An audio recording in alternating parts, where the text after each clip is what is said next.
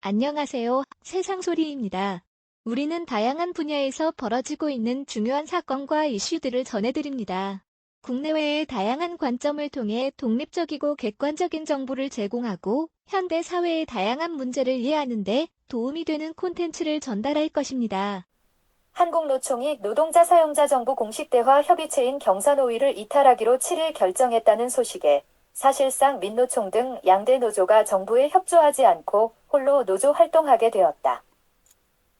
현재 사업장별로 제3노조 단체가 있지만 양대 노총에 비해 세력이 적고 노조원 지원 활동도 원활치 못해 양대 노총 힘에 밀려 큰 힘을 발휘하지 못하는 형편이다. 경사노위는 경제사회노동위원회로 김문수 전 경기지사가 위원장이다.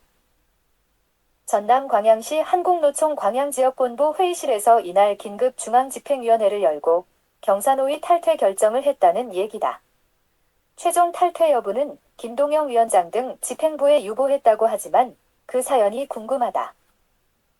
지난날 31일 광양제철 인근 도로 7m 높이 철제 구조물 농성 때 경찰이 강경 진압했던 이유였다.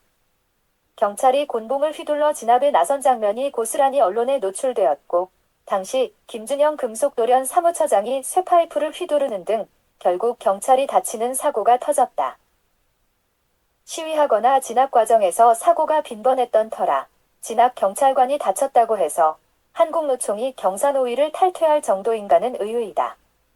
그간 민주노총에 비해 다소 보수적이던 한국노총은 그나마 정부에 협조적이었다. 이 대목이 주목된다. 김 처장도 경찰봉에 머리를 다쳤다는 얘기가 전해져 쌍방 피해가 발생했다. 경찰과 소방당국이 철제 구조물 추락 위험을 대비해 에어매트를 설치하기도 했던 모양이다. 금속도련 김만재 위원장이 이에 항의하다 경찰에 체포된 사건도 알려졌다. 체포될 정도이면 김 위원장이 다소 격렬하게 경찰 측에 항의가 있었지 않나 하는 추정에다 철제 구조물에서 대항하던 김준영 처장 경우도 쇠파이프를 휘두르는 등 쌍방이 갈 때까지 갔다는 노조 측 판단인 모양이다. 굳이 경찰이 그 정도 강경 진압에 나설 필요가 있었나 의혹은 남긴 하다. 불법 시위 노조 진압하던 경찰이 피해가 발생하면 책임지는 일이 많아 대통령이 정당한 공권력 집행 시 그 책임을 면하게 하겠다는 발언 이후 나온 사고인 경우다. 노조 측도 그럴 만한 이유가 있을 텐데 강경 진압했던 경찰에 대해 진중권 교수 경우 대통령이 살인 면허를 줬다는 다소 거친 표현이 있긴 했다.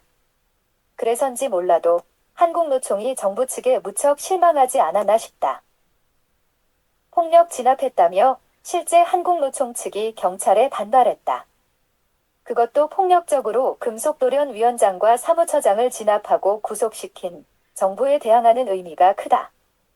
윤석열 대통령과 함께 할 수 없다는 판단이다. 경사노위 탈퇴는 선언인 셈이고 내용은 현 정부에 협조하지 않고 반정부 투쟁에 나서겠다는 뜻이다. 한국노총이 박근혜 정부 때인 2016년 1월 사회적 대화 참여를 거부한 적이 있었지만 반정부 투쟁에 나설 정도는 아니었다. 취업 규칙 변경을 사측이 노조 동의 없이 가능하다는 해석 수준이었던 다소 약한 고리여서 반정부 투쟁 얘기 정도는 아니었다. 공정 인사 지침과 취업 규칙 해석 및 운영 지침 등 양대 지침 정도의 정부 대화 참여를 거부했던 한국노총이다. 당시 정부가 쉬운 해고에다 성과임금제나 임금피크제를 일방 도입한다는 이유로 반발했던 경우였다. 이를 폐기한 문재인 전 대통령이 노동계 인사들을 청와대로 초청해 만찬 회동도 하면서 다소 유화적인 태도를 보이자 한국노총은 노사정위에 복귀했다.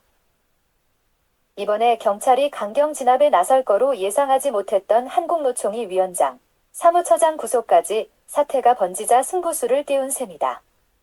7년 5개월 만에 정부 측 대화에 불참 선언이란 얘기다. 경사노위는 예전 1998년 출범했던 노사정위원회 후신이다. 노동, 회사, 정부 3자 간 대화 채널로 회사 측과 임금 협상 등이 잘 안 되고 거리로 뛰쳐나오는 노사 간 협상 대화를 정부가 일정 부분 역할해오던 터다. 1년 남짓 지난 1999년 노사정위를 탈퇴했던 민주노총은 현재까지 어떤 사회적 대화 기구에 참여하지 않고 홀로 노조 활동해오던 참이었다. 이번에 한국노총이 경사노위를 탈퇴하겠다고 결정해 경사노위까지 이제 무용지물이 된 셈이다. 실상 노동경제정부 간 공식 대화 채널이 사라진다는 의미다. 친정부, 반정부 노선을 걷는 민주노총에 비해 정부에 협조적이던 한국노총마저 경사노위를 탈퇴하면 정부 공식 대화 채널이 없어져 노사 간 갈등이 커진 경우 정부 역할이 어떤 형태로 바뀔지 귀추가 주목된다. 윤 대통령이 취임 이후 노동개혁을 교육, 연금개혁과 함께 3대 개혁 사안으로 가장 중시했던 만큼 공식 대화 채널이 없어질 경우 노동개혁 추진에 일단 차질이 생기긴 했다.